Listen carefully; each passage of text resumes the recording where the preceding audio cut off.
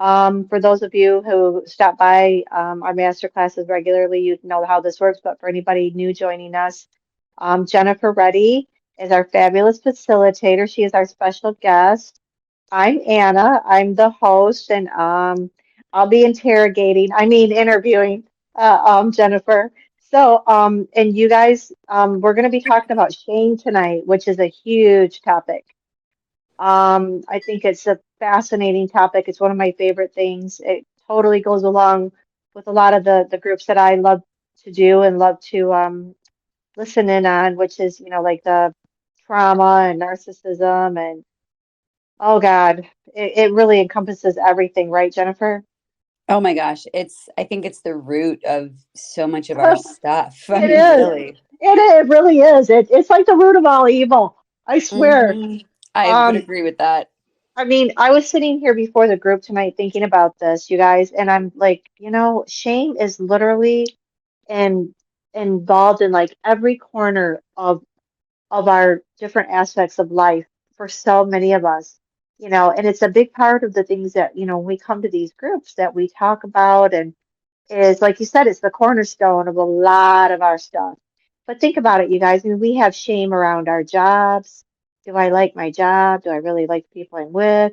In our relationships, if you've been in relationships with toxic people, hi Carly, then or narcissistic type of personality traits, um, if you've had trauma, childhood, adult trauma, there's shame, there's shame, there's shame. If you have, um, you know, substance issues, if you have weight issues, if you have, name it, it's there. Your family dynamic. It's so pervasive. Hey, Gigi and Victoria, welcome. I just, what dawned on me, like it really is just a part of so many of our lives in every area. I don't know. So anyway, you guys, so Jennifer is an expert in this, and she has so many different topics that she is an expert in. She's going to be here actually with us pretty much most of the week or most of the month. I know You're like, you and I are I going to be know, it's hanging out a awesome. bunch. I know. I love it. So yeah, because she's going to be here. She was here last week. We talked about shadow work, and tonight we're talking about shame. And then next week we got a whole different topic. So, hey Christine, welcome. So Jennifer, for those of you, who are not familiar with your work, do you want to give us a little bit of a background, and a refresher on kind of your, field, your area of expertise, kind of how you got into this, what you love about it. Hi, Karma. Sure. I mean, I've been a coach for, I don't know, a very long time, over 25 years. Every time I have to do the math, I get older. So it's, a weird thing. And over the years, I've ended up sort of focusing on different things. I started off, as one of those annoying people in the 90s who was wandering around college campuses trying to convince everyone to cover themselves in latex. Ah, Um, and doing a lot of sex education and things like that. And then, kind of flipped sides and started working a lot in conception and infertility and pregnancy and birth and postpartum. Around that time, I also started working with the death and dying and families that, afterwards when someone was passing. Um, and then over the years, that sort of expanded. I discovered that there was a lot of relationship stuff that was coming up when people were either expanding or decreasing their family sizes through birth or death. And it got me really interested in a different side of relationships. Um, and, everything else I sort of focus on comes out of all of that, right? I mean, last week we were talking about shadow work, and I find that shame and shadow work actually go hand in hand in such beautiful ways. They're very different things, but they have a lot of overlap. hmm Um, and a lot of my shame stuff actually came through my own work originally of trying to figure out what was going on with me because I no one had ever said what shame felt like or what it was. Mm. So I was sort of familiar with this, theoretical idea, but didn't really have a great grasp on what it actually meant. And so in my own researching and digging and healing, um, became really passionate about it because I was seeing it in, I mean, all of us have it, like you said, Anna, right? I mean, it's like everybody is carrying shame, and the ways in which it is pervasive in ourselves, in our relationships, in our society, in our parent-child relationships. I mean, everything. It's everywhere. Hmm. Um, and so it seemed really important to really understand shame because I do think it's one of those things that, you know, runs so much of our world in a way that we're not really aware of. Oh, 100%. 100%. I think it lives in our unconscious mind and but it's the reason behind a lot of our actions and behaviors and belief systems you know um and our decisions that we make in life or our accomplishments or lack of. I think it's like it's like this, it lurks around the corner, like the vortex of darkness. It just, you know, it's just it's there and I think we live with it so much. And so many of the people that come to these rooms and so many of you, I know so many of you. Hey Lori, Lily, and Mike, welcome. Um and but and we talk about this and you're aware of it. Like, you can't change a behavior, you can't change anything, our relationship with shame, our relationship, with anything until we have an awareness. But I think so many of the general public, I think, we can't, we know something's wrong, but we can't quite put a label on it. And when we do put a label on it, I think then we want to, shame hides in the darkness, right? Hey, Tanya, Hmm. welcome. That's my big thing. I always tell, people that when we talk in our groups, shame likes, it's like cockroaches. They like the dark. Don't shine the spotlight on it. Don't talk about it because when we do, it dissipates. But it's hard to get to that point. Hey, Caitlin, welcome to where we can be open about it and examine it ourselves. So that's why I'm so glad that you are bringing this to our table tonight. You guys, just for those of you who don't know, like this is a master class. So Jennifer Reddy is our master, facilitator on shame, and she is going to be talking to us about this tonight. It's totally interactive. I hope that you guys pop in, join in, ask questions, raise your hand, give some thoughts, examples, anything you want to share, you guys. I mean, Jennifer's here. We might as well take advantage of her expertise. Hey, Maria, welcome. And and talk about this. So Jennifer, what do in your training and all of your research, I mean, how do you describe shame? Like, what is it? To me, the way that it makes the most sense to describe is how it feels, right? So, Mm-hmm. there's a lot of references, and Brene Brown's got a really great quote, that is a way of describing it. And she says, guilt is I'm sorry that I made a mistake. Shame is I'm sorry I am a mistake. Yes, I love her. Oh, I know, that's so right? beautiful. And the thing That's is I so think it's true. it's so We attach it true. to ourselves. We attach it to ourselves and our soul. Yeah. And it doesn't always come up as I am a mistake, right? That's not always the feeling. The feeling might be I am cursed. The feeling might be there's something wrong with me. The feeling might be I am broken. The feeling might be I was never meant to be alive on the planet. Like the way it feels um is some version of, there is something inherently broken and wrong in me. Um and so, I mean, I think, you know, being able to recognize it for even what it is, that feeling is shame. Hmm. Any version of that is shame. And when we talk about it, we often talk about it in these really vague ways. We don't talk about it in the ways of, thinking that there is something inherently wrong with you as a being is not actually our natural state. It's not how, I always like reference toddlers. Like, you don't see, 1 or 2 year olds typically running around feeling that way. It's something we acquire. It's something we learn from the other people around us. And there is a neurobiological theory around it that it isn't necessarily always, the toxic shame that ruins our lives, but it is, it is still this thing that, and we give it to each other, right? Unintentionally. But it is what happens. And it is so pervasive and in some ways even encouraged in our society when we look at, disciplinary strategies, when, that parents and teachers are encouraged to use, when we look at, one of the things that makes me so crazy is, in relationships after, something's gone horribly wrong, rather than acknowledging that, these two people are humans and they're going to do things. They're going to hurt each other. They're going to screw up. They're going to make mistakes, right? This is what humans do. There's a lot of shaming stuff, even in very well respected, books and articles and, by experts and things like that is the way to somehow heal this.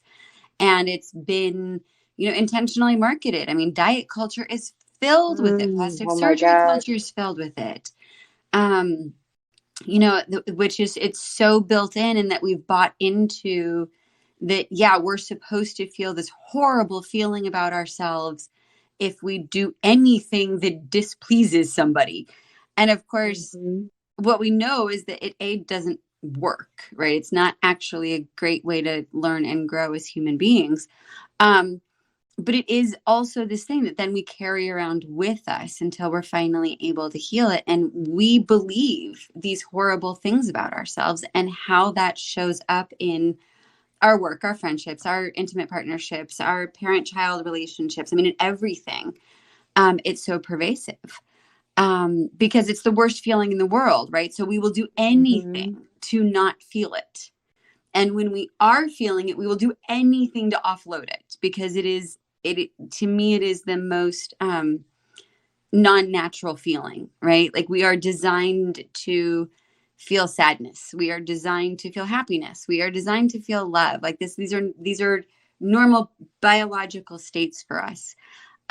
We actually don't have a good way to feel shame. It's not something that fits into our bodies well, which is why it feels so incredibly horrible.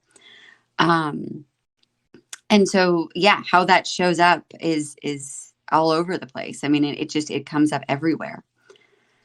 Another thing that I was thinking, hey, you guys, Kelly and Jen and James and Ange and Jeff and Jess and Lily, um, social media, that goes to, you can't be, if you're not perfect like me, or we have to put on this facade because who we really are as a person is not good enough. So we have to have this altered, filtered image that we need to project to the world, so they won't know who we really are, or I can feel better about myself. But really, studies will say, that scrolling through social media makes us feel worse. It lowers our self-esteem. It makes us feel more shame. And we know it's a lie. I mean, cognitively, I think a lot of us know that it's a lie, but why do we still buy into it? We buy into this. I mean, I think, what I've seen is that, shame is always that, it's that little voice that comes with, like, this smidgen of a whisper of truth, right? It's not that it is telling you the Mm, truth. In fact, it's not. It's filled with lies. But there's enough of like that hint of plausible deniability kind of a thing, right? Where it's like this little hmm. smidge, you did forget to send the email, or whatever it is, right? You did eat the cookie. You did go out of the house in your sweatpants. This thing did happen. And so, whereas I think there's other things that we can sort of talk ourselves down from differently, shame is like a little more insidious in that it sort of creeps into our fears, our insecurities, our sense of self. And it comes with just enough truth that we believe it. and it's often so irrational that we also can't argue with it, right? So it's Mm, that weird thing, like, how can you prove you're not cursed? How can you prove that um you were meant to be on the planet? How can you prove that you don't have the worst luck in the world? How can you prove you're not a bad person, right? Like, the voices that it uses in our heads are things that there's really not an easy way, in a direct, linear kind of way to argue with it. mm-hmm, So, mm-hmm, we end up listening to it and believing it to be true when it's not. It's arguably the least true thing about ourselves that we believe, mm-hmm. but we can't Well, argue it the same way. it's hard to argue that, but I think, we look for things to validate that point of view. Once we start getting those things in our head, the negative self-talk or the shameful feeling, or like you said, yeah, there might be a little kernel of truth in there that, yeah, we did do this, or yeah, we slipped up on the diet. Anne's just cracking me up about she's eating the pint of Ben and Jerry's. I'm so jealous right now because I want to Right. like go. I want to go actually to the refrigerator, you guys, and get a snack. But I'm like, no, I need to go to bed after this. So, hey, Hope, welcome, and Jackie too. So but I don't you think that sometimes when we start buying into whatever this mindset is, this feeling, these negative feelings, which is so easy to absorb and hard to combat. Like what is the statistic? I think for every one compliment, or one negative comment, it takes 10 positives to erase that one thing.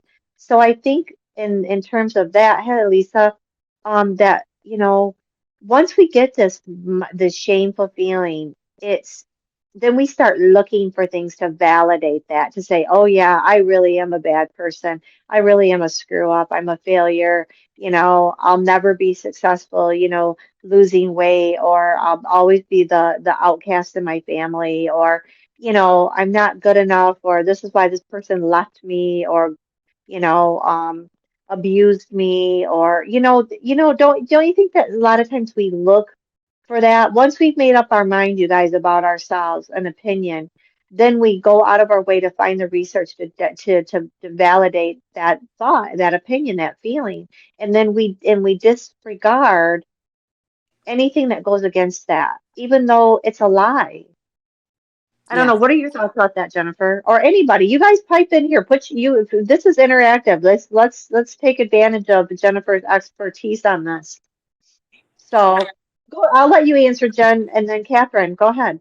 So go Um, ahead first, Jennifer, and then well, I mean, I'm going to Catherine. go with yes to everything you said, and Hope put in the chat, confirmation bias, and that's it exactly, right? Once we've decided that we are unworthy or not okay, um, then anything that goes wrong in our life, whether it's, as a child, we get a test score that's not great, or someone doesn't want to be our friend, or as an adult, all the things that we've listed, it just confirms the thought we already have, right? Well, this wouldn't have Yeah. happened if I was a better, more perfect person. Mm-hmm.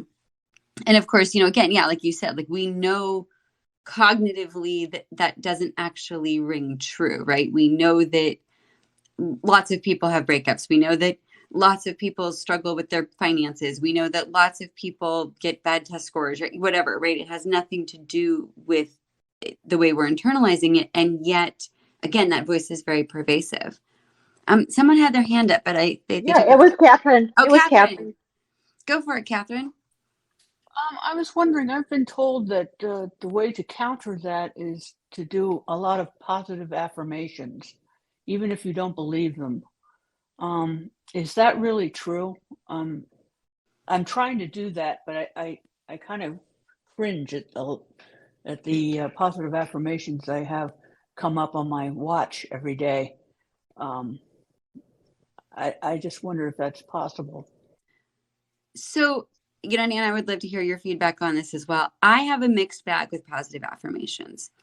And the reason why is because even though we're talking about shame and all the ways we lie to ourselves, there is actually this other thing in our brain that doesn't like us to lie to ourselves, right? And so if I, for instance, know that right now I have $7 in the checking account, And I'm standing in the mirror chanting about how abundant I am and how life is trying to shower money and blessings on me and whatever.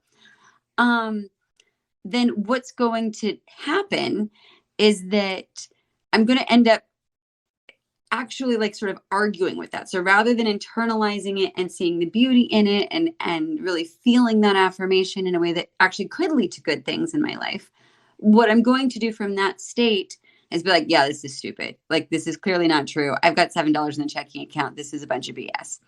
And I'm not going to get anything of it. And in fact, it may reinforce what I was trying to overcome. Mm-hmm. Now, Oh, sometimes, like yep. if we're feeling really good, if things are awesome, if we just got a promotion at work, if, right? And then I run around dancing those things and saying how abundant I am and whatever, then it will actually reinforce the good feelings and they can actually Mhm. boost it, right? It's like putting steroids in it.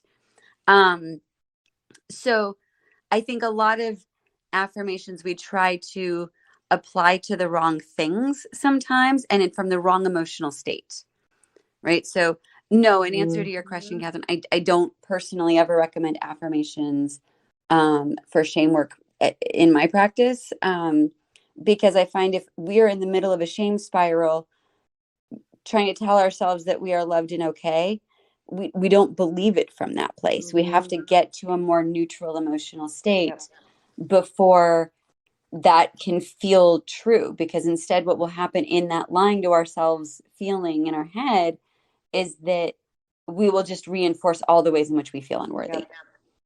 It's a lie. We feel inauthentic. It feels so fake. You did, and Tanya, I just want to, and Ange, I see your hand up. Tanya she just said exactly what you said. Affirmations have not helped me, especially if shame is dominant. I feel more isolated as a result. Yeah.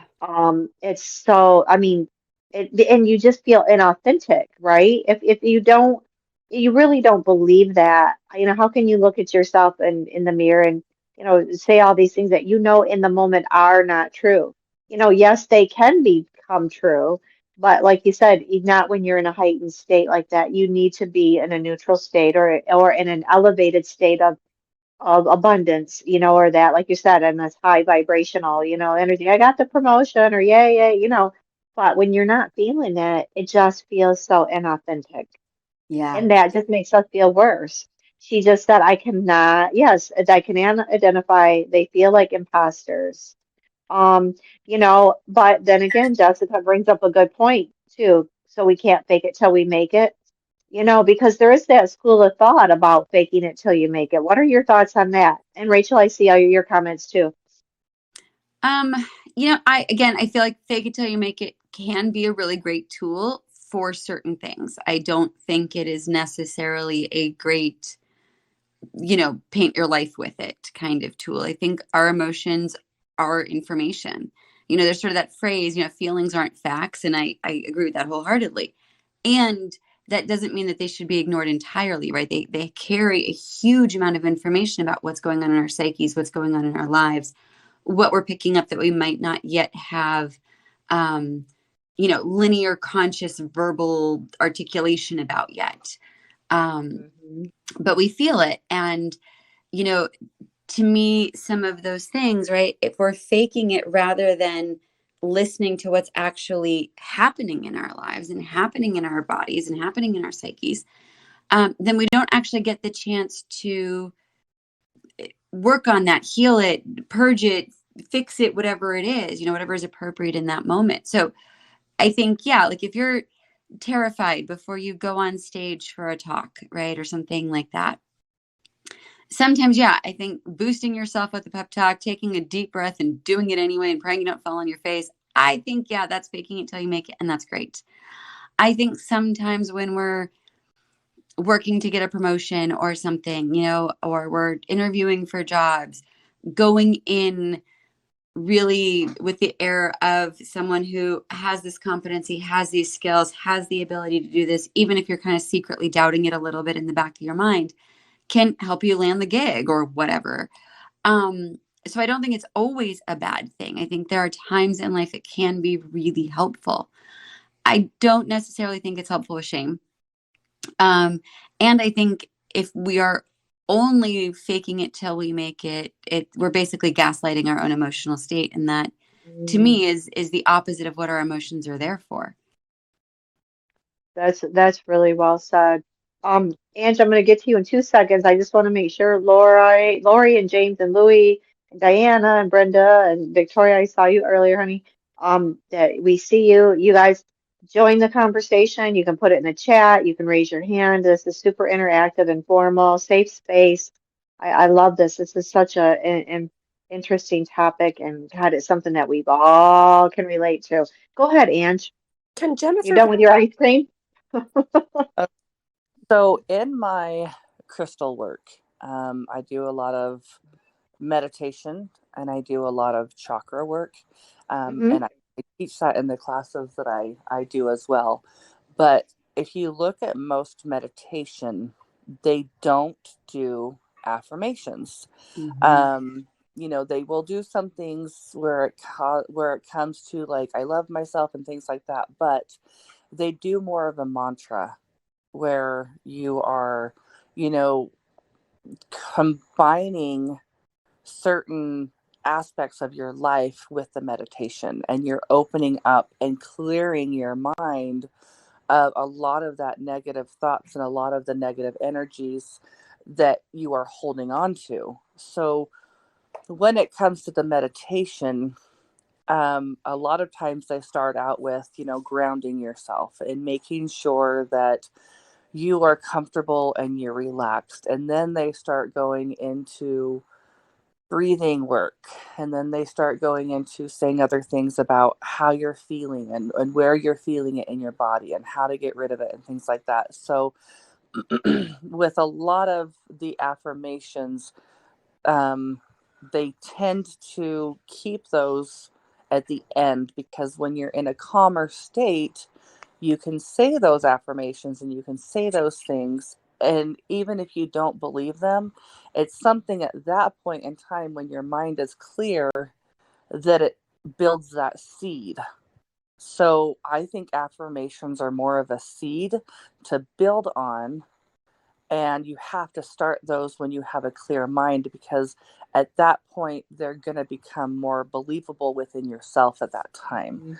So mantras, I think, are a better way to start when you're having these types of emotions and those imposter feelings, and those will be able to help you get through in a further way and pattern and get yourself into a healthier spot. And thank you for sharing that. Hey, Melissa, welcome. I have a question for you. So, do you have and Jessica and Caitlin will definitely go over that again, okay? But to speak to what you were saying, Ange, do you have any examples of like a mantra, just so people kind of know the difference, between an affirmation and a mantra? Yeah, hold on. Let me pull up one of the mantras that I have. So I actually just cleansed my house the other day with sage. Oh, I And love that. so there was some things that I was saying as I was doing it, as I was blessing my house and smudging it and things like that. And some of the things that you can say are just really like let me think how to explain this. So you're opening yourself up to, I'm allowing the positivity to come into my home. I'm Mm-hmm. allowing the positivity or other things to let me think about. You're inviting things into your life. As I was giving my mantra and as I was saying my stuff, as I was saging, I was like, as I go through this, I'm inviting all of this positive energy to come into my home and into my life. And I'm allowing the negative energy and the spirits to go out the window.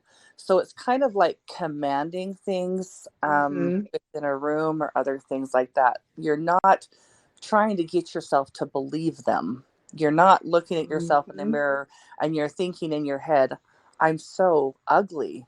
And then you're coming out of your mouth is, I am very beautiful, because your mind is not connecting the two. But Hmm. if you're looking at yourself in the mirror and you say, I'm inviting myself to remember that I am a beautiful person, that's when your I mind like that. connects with what you're actually saying and coming out of your mouth. Love that. And Barb and Rachel just added their, stuff that they say that their mantras. Barb's is, may I be well. And Rachel is, breathe in safety, exhale fear, I am safe. The past is over, I survived. You know, God has not given me a spirit of fear, but of sound mind and body. The unknown will become the known. Yes, you guys, I mean, those are beautiful mantras. Go ahead, Jennifer. Oh, I would do want to look at the chat because there were some questions about, Yes, yes. yeah, Okay, the so Caitlin and Jessica decision asked if you gaslighting. could, yeah, the gaslighting piece, because they might have missed the part, like how you said, sometimes doing the fake it till you make it is great in certain situations, but you just don't particularly use it in your practice work with the affirmations and, if they don't feel authentic. Go ahead. So for me, like when we're talking about fake it till you make it, like it's that, that there's like that phrase, right? Feeling the fear and doing it anyway. Okay. To me, that is not gaslighting, right? You are acknowledging in that moment, I am afraid. My knees are shaking. I'm not sure how this is going to go. I don't know if I'm qualified for this. I'm going to do it anyway. Right. And whether we're talking about parachuting or we're talking about giving a speech or we're talking about something else, some big event, um, I think that is honest, right? We are acknowledging what is coming up for us and we are making a choice to behave or do something a different way, but we are acknowledging what's coming up for us. I think when we are living a life entirely of fake it till you make it, the problem is there's no room for acknowledging what is true for you in that moment. Hence the gaslighting. To me, that at that point in time, we're just telling all of our emotional body, I'm not, you're wrong, I'm ignoring you, this isn't happening. And I think that's where it can, I think that's where it doesn't work as a method for living life entirely. I think our emotions, our thoughts, like again, they are information. So it doesn't mean never fake it till you make it. I think again, there are places in life that works really well. But I think it works well with a lot of self-awareness and honesty, because I also think sometimes when we're feeling imposter syndrome, when we're feeling fear, when we're feeling unprepared, those are good things to notice, right? Because maybe we're not prepared enough. Maybe we are aware that there's some danger to jumping out of a plane with some nylon strapped to your back. And it doesn't mean you shouldn't do it. It just means that acknowledging that your body is giving you signals that, hey, by the way, you're about to do this dangerous thing, or you're about to do this thing that you might not be prepared enough for, or whatever. Those are good things we want our bodies to tell us. We want our psyches to give us feedback in that moment. And Caitlin, so what you're saying is just depends on some situations, fake it till you make it. I mean, I'll be really honest. I know there's a lot of people who really love fake it till you make it. I clearly am not a huge advocate for it. I'm a much bigger advocate for find out what's happening in you and address what is coming up in you. So that then you're no longer faking it. You're doing it from a place of authenticity. You're doing it from a place of truth, and you're doing it from a place of steadiness. All right. Anything we're faking or dressing up as or whatever doesn't have the same grounded steadiness as something that we can really feel in our beings that we know to be true. So again, do I think there's a point in time which it's really useful? Totally. I just personally don't work with that way of doing huge things in life all the time, if that makes sense. I think it does. Caitlin's like, I see it that way too. Hey, Charm and Rose and Melissa and Rebecca and Aisha and Christina. Oh my gosh. Welcome, you guys. Brenda. So Catherine, you had your hand back up. Go ahead. You're on. You guys feel Um, free to pop in and say whatever you need. Let's take advantage of Jennifer's expertise. I was just saying I've got an app called I Am, Hmm. and it's some of the affirmations are really jaw clenching, but they have things that come up once in a while. It's just like, I choose to release hurt and resentment. Um, I find those a little bit helpful to some extent. My feelings are a temporary reaction to a problem I will overcome. They aren't the I'm a wonderful person and I do well with other people, or it's not this salty. It's more salty. It's not the diabetic kind of stuff. Yeah. Um, and I'm actually surprised that although I clench my jaw on some of those, the ones I like, I mark so that they can come up again. It's just a little reminder. It comes up every, I don't know, 20 minutes or a half hour or so, an affirmation. And I don't know. I'm finding it a little helpful. I'm surprised. And that's amazing. And I want you to know I'm not anti affirmations. And I think, even your reaction is very telling, right? Like, the ones that don't resonate with your being in that moment, like they're the jaw clenching ones, and the ones that are helpful. And I think that is kind of exactly the point, right? In that if it doesn't feel true to you in that moment, it's not going to be true to you. And repeating it over and over and over again doesn't make it true. And yeah, sometimes there are things that do feel true, and those are worth using as affirmations. So it sounds like a great app for you. Yes, thank you Yeah, for sharing that. I'm sorry. I just want to say You're I was fine. thinking that the ones that I find helpful are the ones that remind me that I did survive and that I am in the Mm-hmm. process of trying to recover and that kind of thing. I don't think about that all day. And if it comes up every once in a while saying, you're doing okay, that's helpful. I love that. And I think that's the point of some of these apps where they go off every so often is to kind of snap you out of sometimes our rumination to remind us, hey, I am okay or I am healing. And you're not just trying to heal, you are healing, Catherine. You are on the process. You are doing the work. You're here tonight. You're doing the work. You guys are all doing the work. Hey, Steve and Susan and Selena. Oh my gosh, you guys, welcome. Nice to see you guys. So, Kathy, you have your hand up. Go ahead, honey. Yeah, I was just agreeing with Catherine. I have that also, the I Am app, and it is helpful because sometimes you can, like you said, be in that rumination, like, oh, what, oh, what horrible, blah blah blah, and then it'll, say, just something affirming, not something way out there, but you know, just a reminder that you're growing, Hmm. you're moving towards something better. So I find it helpful. Now I don't like repeat it over and over to myself, but uh well, the good ones I do, on days when I need it. Good. Hmm.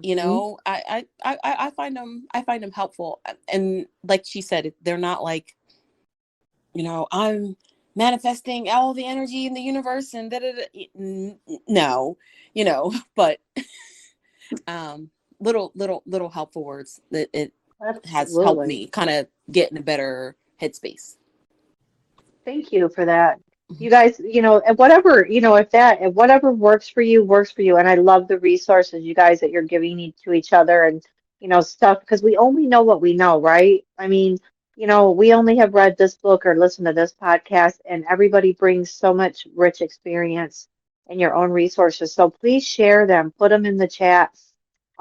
Jennifer, can we circle back to something that Rachel said earlier about shame, becoming an identity? And you know, it's been a lifelong learning situation for Rachel and for many of us. A lot of the people I know, in this group, come to the trauma groups and they do their own trauma work. And I know shame is like, it's just like, oh, the core, like you said earlier, Jennifer, of that.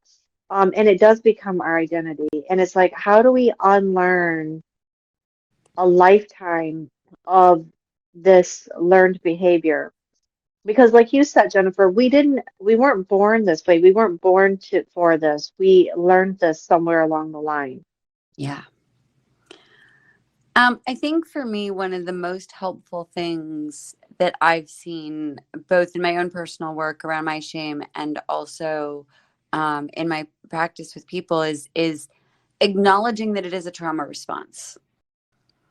Right? It's not a feeling the same way like sadness is a feeling, right? This is literally a response to something that happened to us. And whether it was excuse me, big T trauma, little T trauma, it doesn't really matter. There is no shame that we internalize that doesn't come from an unhealthy response. And when we're talking about the fact that when we're talking about how big it can get, where it can rule our lives, it can become an identity, it can shut us down so completely we're unable to move for days, right? Things like that. Like, this is trauma response stuff. And so I think talking about it in that framework can help demystify some of what's happening, right? Because for so many of us, and Anna, you touched on this earlier, we were really, really, really, really young when we first developed this little like nugget of a belief system about ourselves.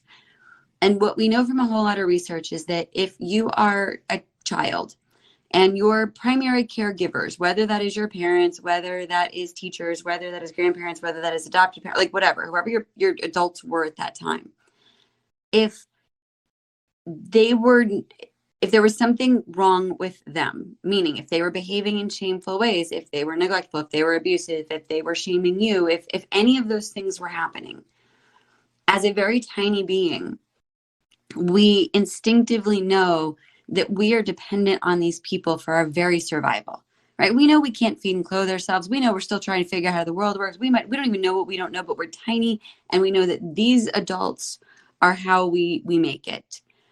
And so believing that they are not up to the job is terrifying, right? I mean, it's our tiny little, 2, 3, 4-year-old, 5-year-old brains really can't even conceptualize of what that would mean to our own survival. And so as a survival strategy to this, we turn it on ourselves, right? There isn't something wrong with you. There is clearly something wrong with me. And so once we start believing that, right, that there's something wrong with us, it then sort of makes sense how we develop this voice, right, that tells us that we're broken, we're unworthy, we're cursed, we're whatever. Because it usually started when we were really tiny, right? So think about tiny people belief systems. They're very simplistic and they're not necessarily logical or rational, but they're also from this very egocentric place, right? And what I mean by that is that they are focused solely on self, because when you are tiny, that's all you know is your perspective of the world. And so it makes sense that then we would take that in and believe these horrible things about ourselves, because again, from that simplistic, non-logical, non-linear place of believing our caregivers have to be okay, and so therefore it's got to be us, we can really encode that into our being really early on. And I think that one of the quickest ways to begin to put a crack in that is acknowledging that when we look at trauma responses, right, we don't think nightmares or flashbacks or shaking uncontrollably or things like that mean that there is something wrong with us, right? We acknowledge that this is a response in our bodies to something that has happened to us. And I think putting shame in that perspective of, at some point in time, I got this belief system that said, this is something wrong with me. And now since then, lots of other things have come in that have reinforced that belief system. But at some point in time, that core belief system went in really, really, really deep. And simply acknowledging, especially when it's flaring up, that this is a response to trauma. This is not truth. And it is a response to trauma that is actually incredibly protective and makes a lot of sense, right? I mean, this is how, us as tiny beings in horrible situations survived, or even not what we as adults would always consider horrible situations, right? What's terrifying to a 3-year-old, a 40-year-old might not consider problematic at all. And so when we look at it from that perspective, I think it's easier to break the narrative that is so compelling. And to me, that's always where I start, right? Is just acknowledging this is not truth. This is trauma. And then cracking into what's going on, right? Once the feelings sort of start to subside and logical thought is sort of returning and your prefrontal cortex is coming back online, then it can be really great to get really curious about, okay, like what triggered this? Did someone say or do something that made you feel really vulnerable? Did you experience a rejection in some way? Did something good happen? We don't talk a lot about how good things can trigger huge shame responses. Did something really embarrassing happen? Were you seen, by another another human who loves you or cares about you, or even just the grocery store clerk, whatever? Did someone actually look at you and see you? Because for some of us, that is such a shame triggering thing. And so I think getting really curious about what happened so that then we can do the work around whatever that was, because to me, those are clues, right? That's like a place in our psyche that needs a little work, a place in our psyche where we've got a little faulty thinking or a wound that we can go in and heal. And it's hard to sometimes know where to go heal things until we've had a chance to get really curious about where some of our reactions came from. I also love the work of Byron Katie for work around shame. I think it can be really helpful to put words and language and linear thought to some of these things. And for those of you who aren't familiar with the work of Byron Katie, I mean, she's got it for free all over her website, which I love. It's just thework.com. But it's basically, there's these 4 questions, right? So when you're having a thought, and you're questioning this thought, the first thought would be, do I know it's true? If you answer yes to that, the second question is, can I absolutely know it's true? And what I've discovered, and I think lots of people have discovered, is that anything that is causing a suffering state in us humans is not absolute truth, right? We can experience huge amounts of pain from truth, but we don't experience suffering the same. Like shame, we can't answer yes to can I absolutely know it's true? And then we look into the next question, which is, how do I react, or what happens when I believe that thought, right? When I believe that I am cursed, what do I act like? How do I feel? How do I protect myself? How do I show up in my world? And then the following thought is, and who would I be without that thought? Or how would I show up if I didn't have that thought? So if I wasn't, so convinced that there was something wrong with me, how would I walk in the world differently? And sometimes just being able to write those things out every time this stuff comes up can be so helpful for really taking it apart and loosening its grip. And the other thing is practicing mindfulness, because mindfulness is really about what is. And, I've had a lot of clients that have, been in a huge shame spiral and been able to say, what I'm noticing right now is I am spiraling hard in shame. And the beautiful part in that is that in being able to do that, you're almost creating a little bit of a separation in your cognitive thinking and your emotional body, so that you can still access and feel and acknowledge that this is happening, right? We're not gaslighting ourselves. We're acknowledging like, oh yeah, no, things are bad right now. But there's also this part of our brain that's sort of separating and being able to look at it and be like, okay, so from this space of being able to acknowledge that this is what is happening, which feels different than when we're in what is happening. then we can figure out what makes sense next, right? Is this the moment we phone a friend? Is this the moment we call our therapist? Is this the moment we come to a circles group?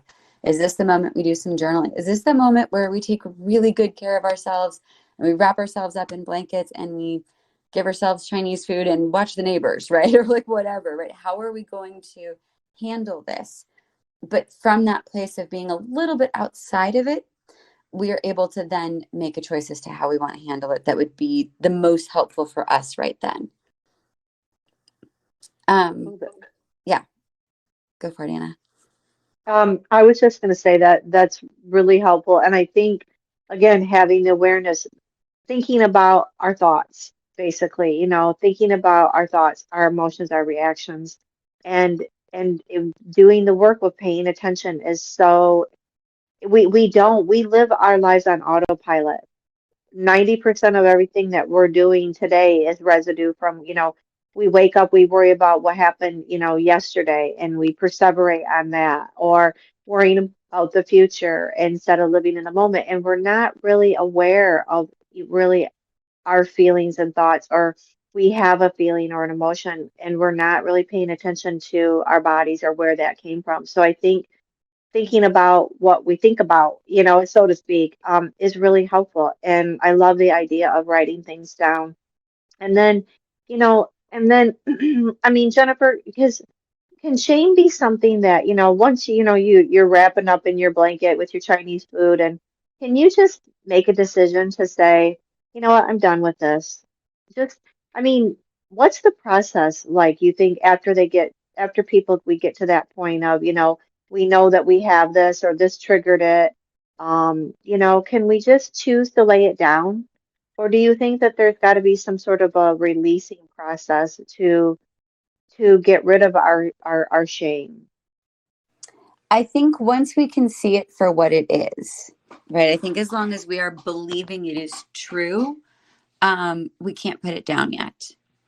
I Okay. think once we can see it, that this is not truth of who we are. This is, again, this is a trauma response. This is from old wounding. This is something that we might believe deeply, but it's not actually who we are. Mhm.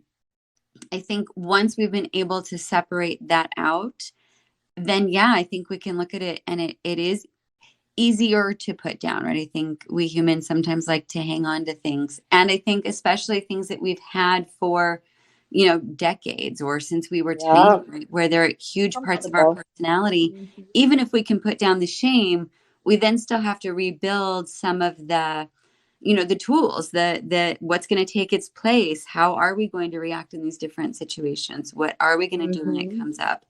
And so I think that can take some time. But yeah, I think once we can start cracking into the shame and, sort of like you said, and I think Rachel said it, and, Brene Brown has said it, like once it's brought into the light, Mhm. it no longer can be that um, thing that slowly eats us alive. It can instead Mhm. be this thing that we can look at and be like, oh, shoot, I've been spending decades beating myself up about this thing or feeling Yes. really bad about who I am because of this thing. And actually, like, none of it's true. And I Mhm. think once we can get to that place, then yeah, putting it down is a lot easier. Hmm. And I think sharing it and being able to have a safe space to share it, because once we give voice to it and we have witness to it, it is like I just told you guys, it's shame hides in the dark. It loves Mhm. the dark. It's like Yeah. cockroaches, and you shine your mag light on it, and all of a sudden it loses its power over you.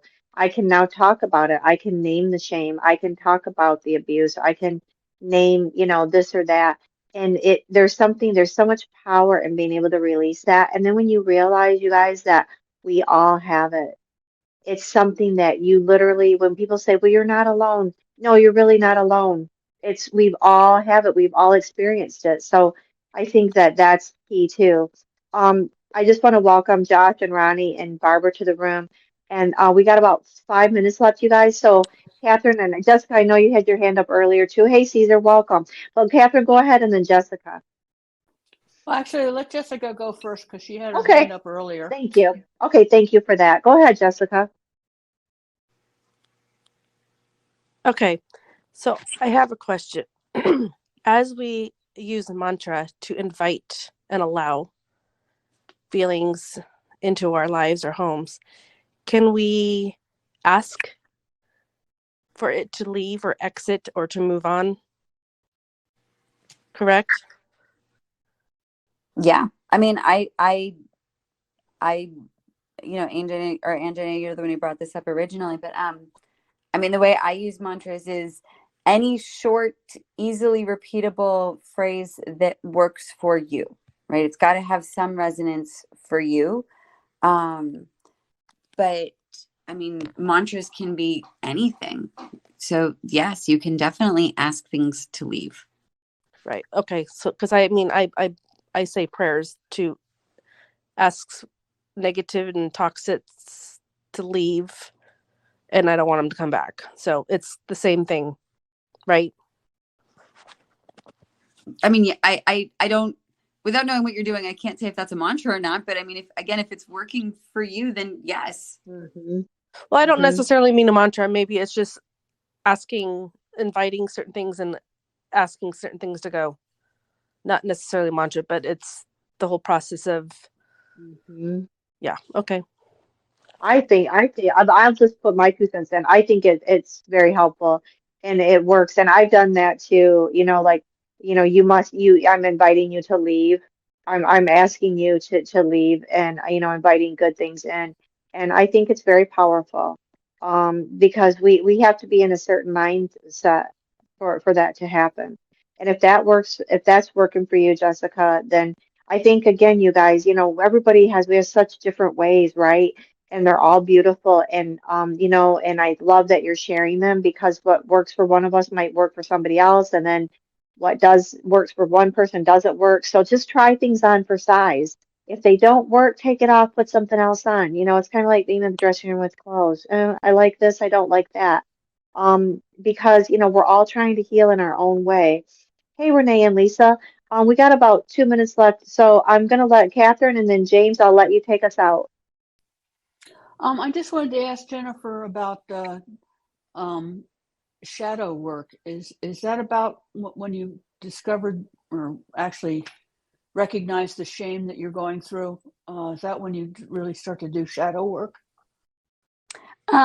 I like doing both of them together. I think they can be really helpful, done, simultaneously. But again, they are actually two very different things. They just, tend to hold hands a lot in the ways they show up in our lives.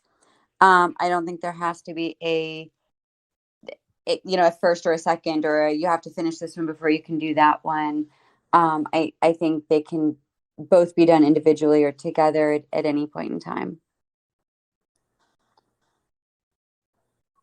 Thank you for that.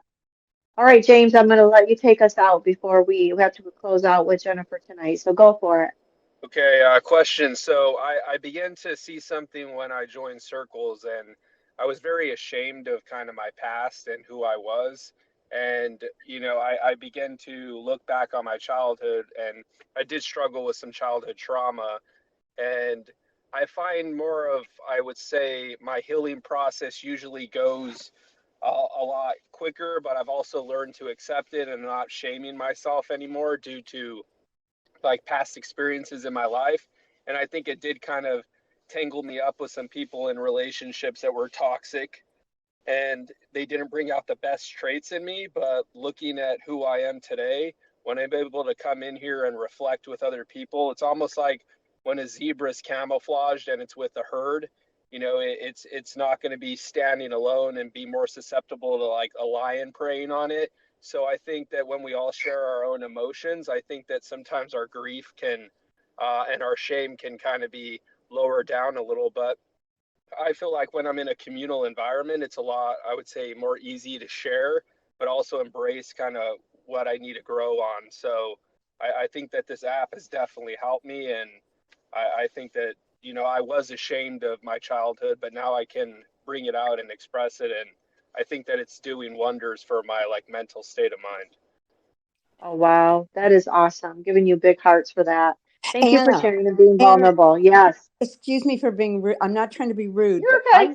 I really saw this late and that now you're over. But are you going to, I hope, are you going to be doing any more on shame? That's been a big thing in my life with all the trauma I had as a child. So Um, I really need, Jennifer, yeah, well, we talk about shame a lot in our childhood trauma groups, which there will be one, I think, tomorrow, and then I think I'm doing one on Wednesday. And Jennifer's going to be back next week. Jennifer, what are we talking about next week? I think next week is boundaries. Okay, so boundaries. And sometimes, sometimes, I mean, some of these things come back up. I know we talked a little bit about shadow work tonight. So, Jennifer Mhm. will be back with us next Monday night for another master class, because she is an expert in so many things. So maybe we can, even, kind of circle back to this too, Jennifer, if you're open to that. Totally. If the conversation leads us in that direction. Well, Um, shame, yeah, I'm sorry. Shame me. no, It's such a big thing in my life. That was it's huge. huge. And it is, and you know what? Here's the thing, Barbara. Everybody in this room, it's something we all relate to. We can all resonate with it, Mhm. and so definitely it's something I encourage all of us to bring it out there, make peace with it, invite it to the table because, when we release that and we share with others, you find that we've all been there, done that, and we're all working through that. So, thank you for bringing that up. I know it's a little bit over, you guys. I know you got to go to bed or go to another group, Yeah. but I want to thank you all. Like, I'm just sending you Yeah. so much love and light, and I want to thank Jennifer for your expertise. And I always have such great conversations with you and learn something. And thank you for everybody's listening and participated. And I did not know about the sea salt thing, and I have it in my house instead of going out and getting some sage again. It's hard for me to get it around here. So, but anyway, I just, you guys are all doing the work. I have so much, like you guys are inspirational. I have so much just compassion and positivity for all of you. And I'm just like, we're just putting a big warm blanket of, hugs around everybody tonight. I hope you get some Mhm. sleep and have some peace. And some of you, I'll see you, I think, tomorrow, and the rest of you, maybe later this week. And Jennifer, when's your next group? I think my next group is on Wednesday, and I was actually going to say to Barbara and anyone else who wants to come in here, it's from 5 to 7 on Wednesday, so it's like a long 2 hour group, and it's technically a Perfect. divorce group, but the first hour is always really slow. So I mean, if anyone wants to come on in, I mean, I will happily, you know, talk shame with you, So Yay. Well, yeah. and you know what? And Jennifer has her own private practice too that, she does this type of work. So, message her, send her a private message and, join her group chat. And, she can hook you up if you guys are interested in individual work as well and whatever that looks like with Jennifer's practice. But definitely connect with her. This is her field of expertise. So, thank you so much for shedding so much light on this tonight and giving us, just your insight on this, Jennifer. Oh, thank you for having me. This is such a great group, and you are such a great facilitator. And it's Oh, so much fun thank to you. get to talk about these things with, people. Like, there's a lot of questions, and it's really great to take some of this apart and look at different ways to work Mhm. on it. I know, right? I know it is. It's really helpful. And, I'm gonna I got a lot to think about tonight after we get off here. So I know some of you do as well, but we're getting through it, you guys. We are on our way. So sending you lots of love. Have a good night, and I'm gonna pop off now, okay? Good night, you guys. Good night, all. Good night.